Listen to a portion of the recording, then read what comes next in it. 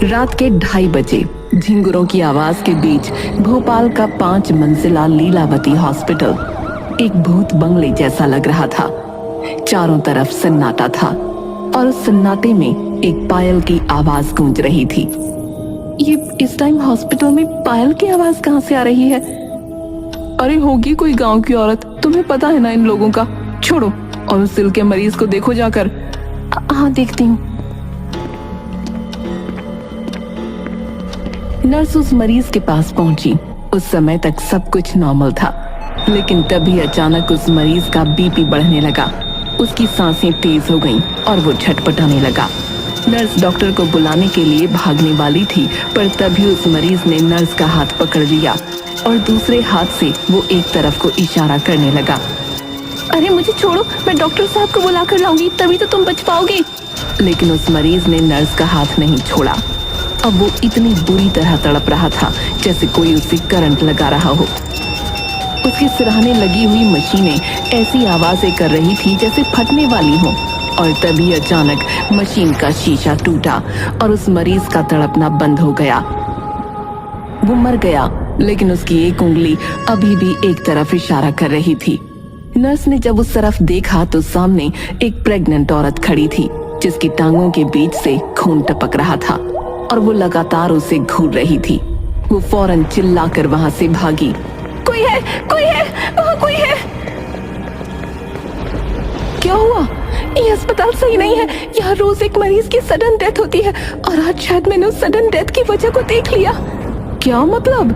मतलब ये है कि लोग बीमारी से नहीं मर रहे हैं, लोग खौफ से मर रहे हैं। इस अस्पताल में कोई भूत है। मैं तो जा रही हूँ यहाँ से। मुझे भले कहीं और काम मिले ना मिले, पर मैं यहाँ काम नहीं करूंगी। ये कहकर वो नर्स अस्पताल से भाग गई और फिर कभी वापस नहीं आई। हालांकि उसकी बात पर किसी को यकीन नहीं हुआ। सबको यही लगा कि दिल का मरीज था, बस मर गया।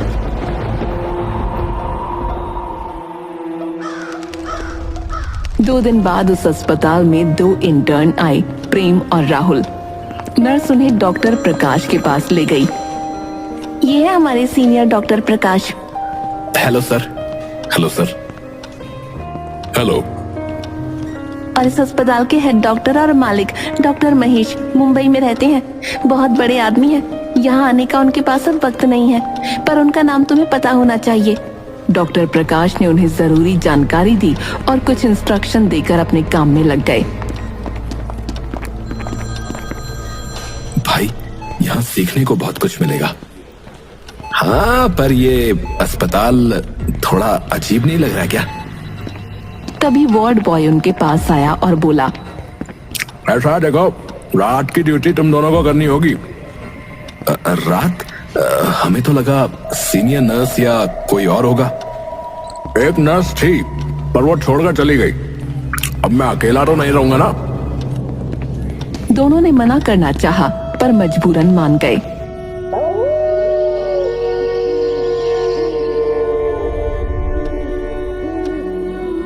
अस्पताल में चारों तरफ सन्नाटा था। यार, ये जगह तो सच में हॉरर फिल्म का सेट लगती है नहीं? यार बस रात बीत जाए, कल से दिन की शिफ्ट ले लेंगे। इंटर्न्स को डे शिफ्ट नहीं मिलती यार, भूल जा। एक मरीज को ऑक्सीजन की जरूरत है भैया, 4थी मंजिल से सिलेंडर लाना होगा। अब तू जा प्रेम, मैं यहाँ देख लूंगा। प्रेम 4थी मंजिल की तरफ बढ़ा।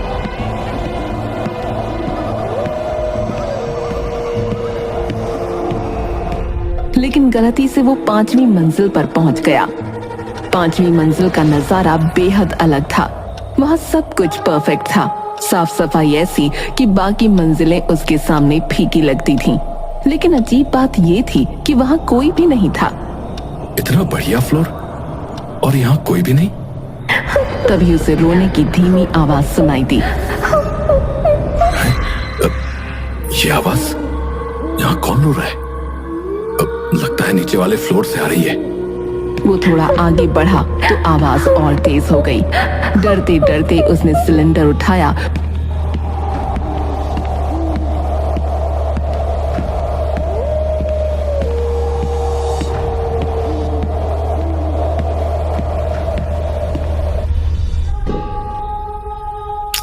हाँ भैया, इतनी देर क्यों लगाई हैं? 5वीं मंजिल से लाने में टाइम तो लगेगा ही। 5वीं मंजिल? हाँ, लिफ्ट काम नहीं कर रही थी तो सीढ़ियों से गया। 5वीं मंजिल? अरे भैया, वहां तो कुछ भी नहीं है, वो जो है वो तो सालों से बंद पड़ा है। प्रेम का चेहरा सफेद पड़ गया। नहीं, मैं अभी वहां से आ रहा हूँ, सब कुछ सही सलामत था। भैया ठीक है, ये मजाक का टाइम नहीं है, काम पर लगो और चलो। प्रेम कुछ नहीं बोला। मरीज को ऑक्सीजन लगाकर प्रेम और राहुल कुछ देर अस्पताल की नर्सिंग स्टेशन पर आराम से बैठे। यार राहुल, मुझे अभी समझ में नहीं आ रहा है कि मैं जिस 5वें फ्लोर पर गया था वो इतना अलग क्यों था यार, इतना शानदार, और अब वार्ड बॉय कहता है कि वो बंद पड़ा है। अरे यार, तू रात की ड्यूटी पहली बार कर रहा है ना, शायद इसीलिए तेरी थकान और डर तुझे कुछ ज्यादा ही सोचने पर मजबूर कर रहे हैं। नहीं यार, चलो मेरे साथ, अभी चलते हैं 5वें फ्लोर पर, सब पता चल जाएगा। राहुल पहले मना करता रहा, लेकिन प्रेम के बार बार कहने पर आखिरकार मान गया।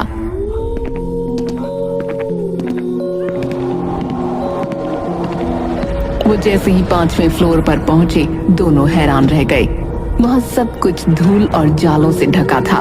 फर्श पर मिट्टी की मोटी परत जमी थी, दीवारों का रंग उड़ चुका था।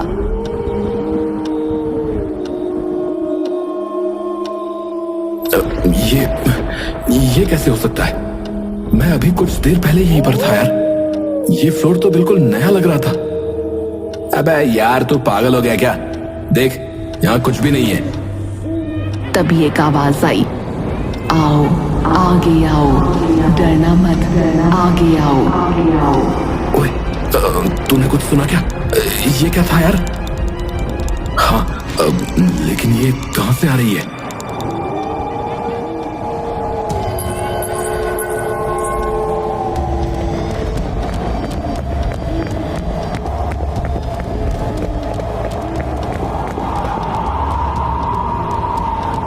बचाओ, मुझे बचाओ।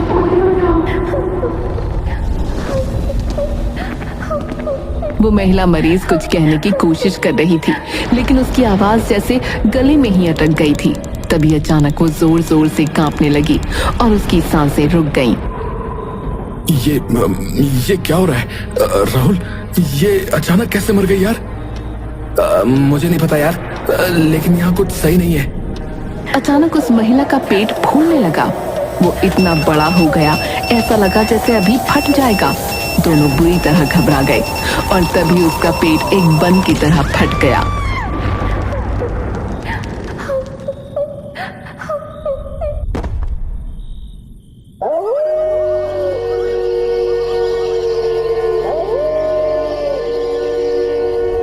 लेकिन अगले ही पल सब कुछ फिर से नॉर्मल हो गया। ये सब क्या था? ये हमें भ्रम हो रहा है क्या?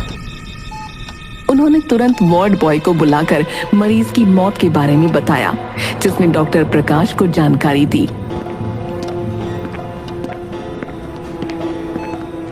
डॉक्टर प्रकाश आते ही गुस्से में चिल्लाए, तुम लोग अभी भी यहाँ नई ड्यूटी के हिसाब से ढल नहीं पाए हो। ये सब तुम्हारी थकान और डर का नतीजा है। लेकिन सर, 5वें फ्लोर पर। 5वां फ्लोर? वो 5 साल से बंद पड़ा है, वहां कोई नहीं जाता। वो तब से बंद है जब एक गर्भवती महिला की वहां मौत हुई थी। अब दोबारा वहां मत जाना, समझे? प्रेम और राहुल ने सिर झुकाकर माफी मांगी और वहां से चले गए।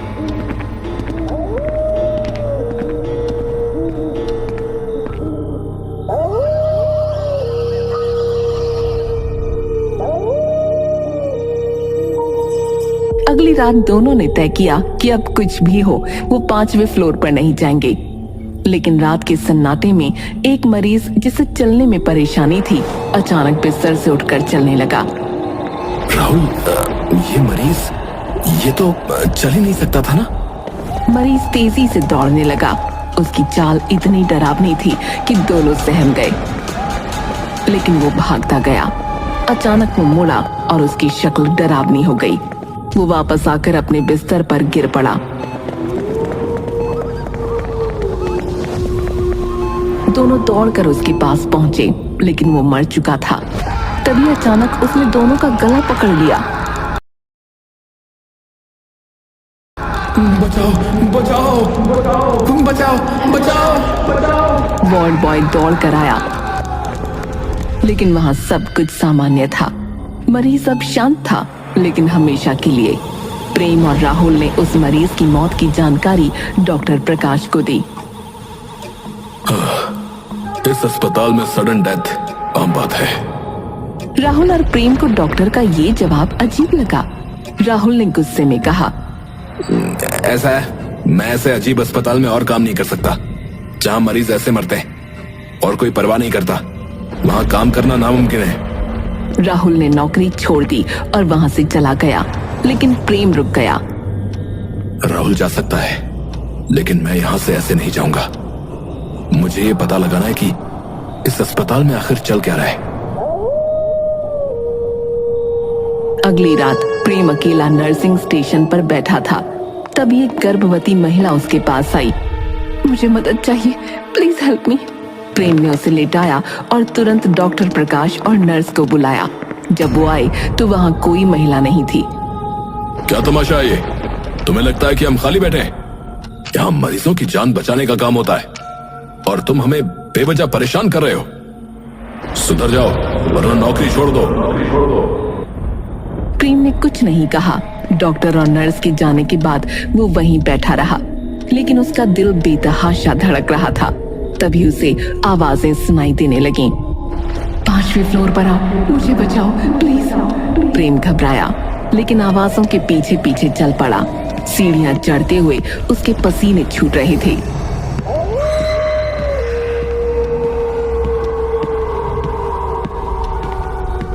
जब वो 5वें फ्लोर पर पहुंचा तो वहां का मंजर वही था, धूल, मिट्टी और जाले। लेकिन इस बार बीच में एक बेड पर वही गर्भवती महिला बैठी थी। प्लीज मेरी मदद करो, मेरा बच्चा, मेरी डिलीवरी करवा दो, मुझे बचा लो। प्रेम डर के मारे कांप रहा था।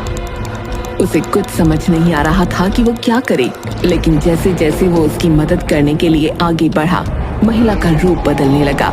उसकी स्किन सफेद और भद्दी हो गई, उसकी आंखें गड्ढों में समा गईं, उसके बाल बिखर गए और वो एक जिंदा लाश की तरह दिखने लगी।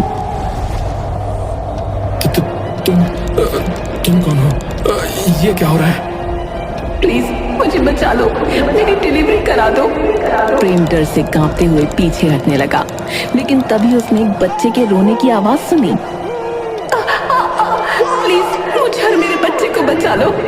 प्रेम का डर अचानक सहानुभूति में बदल गया। उसे इस खौफनाक दिखने वाली महिला पर भी तरस आ गया। मैं तुम्हारी मदद करूंगा। मुझे बताओ कि क्या करना है, बताओ मुझे। महिला ने हैरानी से प्रेम की ओर देखा और उसका रूप फिर से पहले जैसा हो गया। पर जैसे ही प्रेम महिला की मदद करने के लिए आगे बढ़ा, माहौल अचानक बदलने लगा। 5वें फ्लोर की धूल, गंदगी और जाले गायब हो गए। वहां एकदम चमकदार सफाई और नई दीवारें दिखने लगीं। ऐसा लग रहा था मानो वो किसी और ही दुनिया में आ गया हो। महिला अब धीमे धीमे प्रेम की ओर बढ़ने लगी। तुम समझते हो कि मैं यहाँ बच्चा पैदा करने आई हूँ? नहीं, मैं यहाँ तुम्हें सच बताने आई हूँ। इतना कहते ही महिला का पेट अचानक अंदर चला गया। प्रेम ये देखकर सन्न रह गया। उसने घबराकर कदम पीछे खींचे और जान बचाने के लिए भागा, पर अचानक वहां के दरवाजे अपने आप बंद हो गए।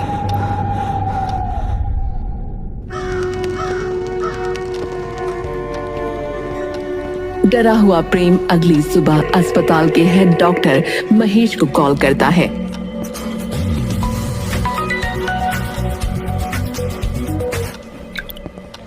सर, वो महिला, वो बुरी आत्मा है सर। उसने कहा है कि जब तक वो आपको मार नहीं देगी चैन से नहीं बैठेगी। क्या बकवास कर रहे हो? ये कैसा मजाक है? सर प्लीज मेरी बात मानिए। वो आत्मा सबको मार रही है। हमें किसी तांत्रिक या पंडित को बुलाना होगा। मेरे पास एक आइडिया है। वो आपको देखकर बेकाबू हो जाएगी और तब तांत्रिक उसे कैद कर लेगा। डॉक्टर महेश ने बड़ी मुश्किल से प्रेम की बात मान ली।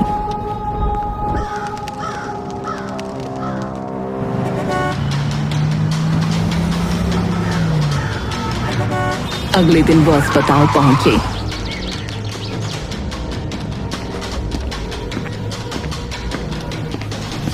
अस्पताल पूरी तरह खाली था।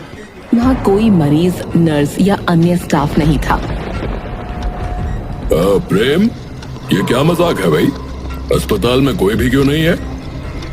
सर, मैंने सबको ये कहकर छुट्टी पर भेज दिया है कि आप अस्पताल चेक करने आ रहे हो। फिलहाल उस आत्मा को पकड़ने का एकमात्र यही मौका है। तांत्रिक भी यही आने वाला है।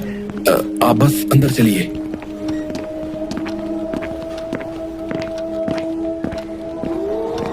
डॉक्टर महेश अंदर जाने को तैयार नहीं थे, लेकिन प्रेम ने उन्हें धक्का देकर दरवाजा बाहर से बंद कर लिया। अस्पताल में एक सन्नाटा था। अचानक वही महिला डॉक्टर महेश के सामने प्रकट हुई। याद है तुझे? तूने मुझे मारा था, मुझे और मेरे बच्चे को, सिर्फ इसलिए क्योंकि मैंने तुझसे अपना हक मांगा था। तुम कौन हो तुम भाई? मैं तुम्हें नहीं जानता। झूठ मत बोलो, मैं रंगीली हूँ, तुम्हारे बच्चे की माँ। जब मैंने अपने अधिकार मांगे तो तुमने मुझे चेकअप के बहाने 5वें फ्लोर पर ले जाकर मार दिया और मेरी मौत को सडन डेथ का नाम देकर भाग गए। डॉक्टर महेश कांपने लगे। महिला का चेहरा बिगड़ने लगा। उसकी आंखें गड्ढों में धंस गईं और उसके होठों से खून टपकने लगा। उसने डॉक्टर को उठाकर दीवार से पटका। उसी समय प्रेम ने दरवाजा खोल दिया और अंदर आया। रंगीली ने मुझे सब कुछ बता दिया है। अब तुम्हारा पर्दाफाश होगा। या तो तुम अपना जुर्म इंटरनेट पर लाइव कबूल करो, या फिर वो तुम्हें और तड़पाएगी। डॉक्टर महेश ने दर्द से कराहते हुए मोबाइल निकाला और लाइव वीडियो शुरू किया। मैंने रंगीली का खून किया था। वो प्यार करती थी, पर मैंने उसे गर्भवती कर दिया। और जब उसने मुझसे शादी और अपने अधिकारों की मांग की, तो मैंने उसे 5वें फ्लोर पर मार डाला। महेश, ये तुम क्या कर रहे हो? मैं प्रेग्नेंट हूँ, मेरे पेट में तुम्हारा बच्चा है। अरे भाड़ में जा तू और तेरा बच्चा है? नहीं नहीं, प्लीज ऐसा मत करो। तुम्हें इस बच्चे को अपना नाम नहीं देना मत दो, पर प्लीज मारो मत। मेरे माथे पर तुझे बेवकूफ लिखा दिख रहा है क्या? है जो मैं तुझे जिंदा छोड़ूंगा? तू पहली नहीं है। तो जैसे जाने कितने मरीजों और नर्सों का मैंने मुंह बंद कराया, समझी?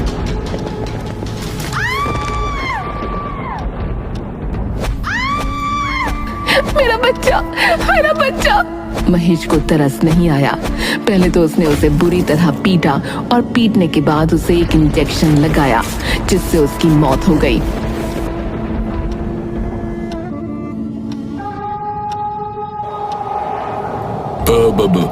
रंगीली को मारने के बाद मैंने उसकी बॉडी पार्ट्स को ब्लैक मार्केट में बेच दिया, और ऐसा मैंने कई औरतों के साथ किया है।